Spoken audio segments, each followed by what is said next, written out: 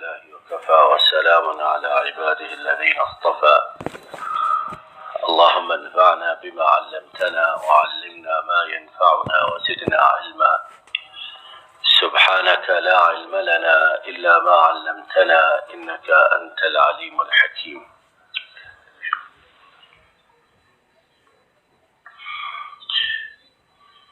ہمارے اندر جو بہت سی کمیاں، کوتاہیاں، غلطیاں موجود ہیں، ان میں سے ایک نمایاں چیز ہمارا بہت زیادہ بولنا اور اپنی زبان کو حرکت دینا ہے۔ ہم میں سے بہت سے لوگ یہ سمجھتے ہیں کہ جتنا زیادہ ہم اپنی زبان کو حرکت دیں گے، جتنا زیادہ بولیں گے، اتنے ہی زیادہ لوگوں کے نزدیک ہماری عزت، احترام اور وقار بڑھے گا، جبکہ یہ بات حقیقت میں انسان کے مقام و مرتبے کو کم کرنے والی اور انسان میں بہت سی غلطیوں کا سبب بننے والی اور باعث بننے والی ہے۔ آئیے دیکھتے ہیں کہ ہمارے نبی کریم صلی اللہ علیہ وسلم نے اس بارے میں اپنی امت کو کیا تلقین فرمائی ہے کہ بات بے بات بولنا، ایسے ہی آواز کو اونچا کرنا اور ہر بات میں دخل اندازی کرنا جس کا ہم سے دور نزدیک کوئی تعلق ہی نہیں، اس بارے میں آپ صلی اللہ علیہ وسلم نے کیا فرمایا ہے۔ امام ترمذی نے اور دوسرے ائمہ نے حضرت عبداللہ بن عمر رضی اللہ عنہما سے روایت کی کہ آپ صلی اللہ علیہ وسلم نے فرمایا: لا تکثروا من الکلام۔ آپ صلی اللہ علیہ وسلم نے فرمایا: لا تکثروا من الکلام فإن كثرة الكلام تجعل القلب قاسيا فإن كثرة الكلام تجعل القلب قاسيا وإن أبعد القلوب من الله تعالى القلب القاسي أو كما قال صلی اللہ علیہ وسلم۔ آپ نے فرمایا باتیں زیادہ مت کرو، بولو زیادہ مت نہیں، کیوں کہ بہت زیادہ بولنا جو ہے یہ دلوں کو پتھر کر دیتا، بہت سخت کر دیتا ہے۔ بہت زیادہ بولنا جو ہے یہ دلوں کو سخت کر دیتا، پتھر کر دیتا ہے۔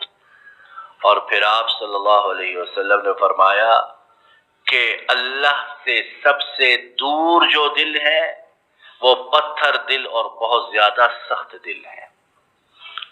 اللہ سے بہت دور جو لوگ ہیں وہ ہیں جن کے سینوں میں پتھر دل یا بہت زیادہ سخت دل ہے۔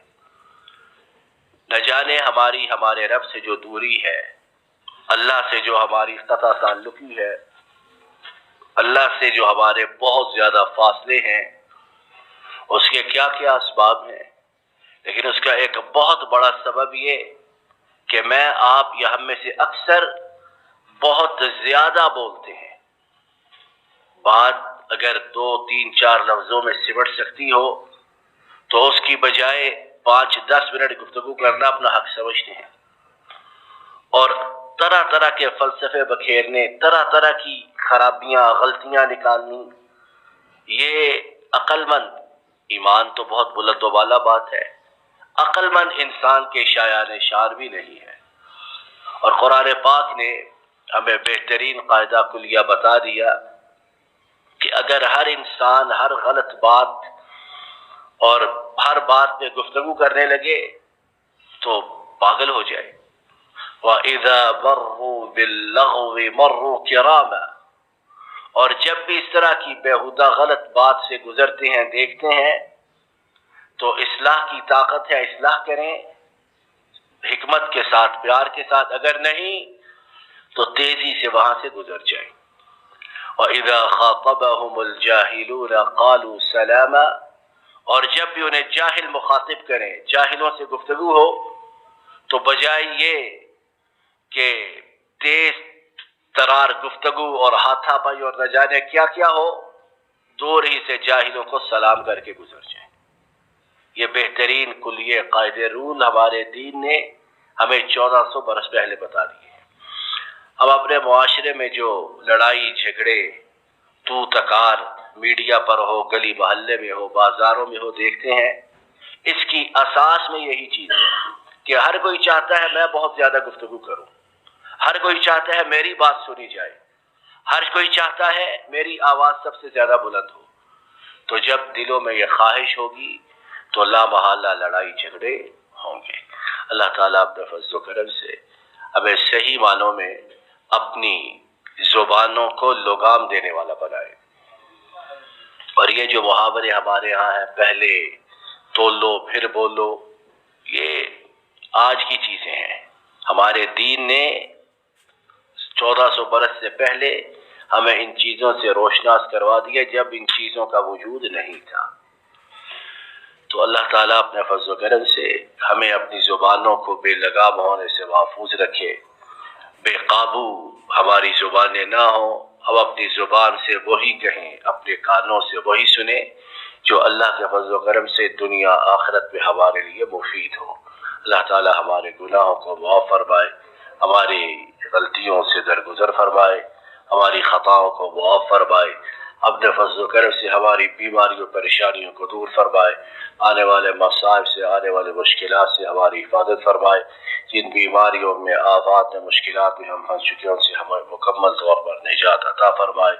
رب العالمین اپنے فضل و کرم سے ہمارے ملک کی حفاظت فرمائے، ہمارے ملک میں امن و امان فرمائے، ہمارے ملک کی ہر چہار طرف سے بیماریوں سے، آفتوں سے، بلاؤں سے حفاظت فرمائے، اور اپنا خصوصی فضل و کرم ہم گنہگاروں پر نازل فرمائے۔ تمام کائنات کے مظلوم و مقہور مسلمانوں کی نصرت و تائید فرمائے، ان پر ظلم و ستم کرنے والوں کو نیست و نابود فرمائے۔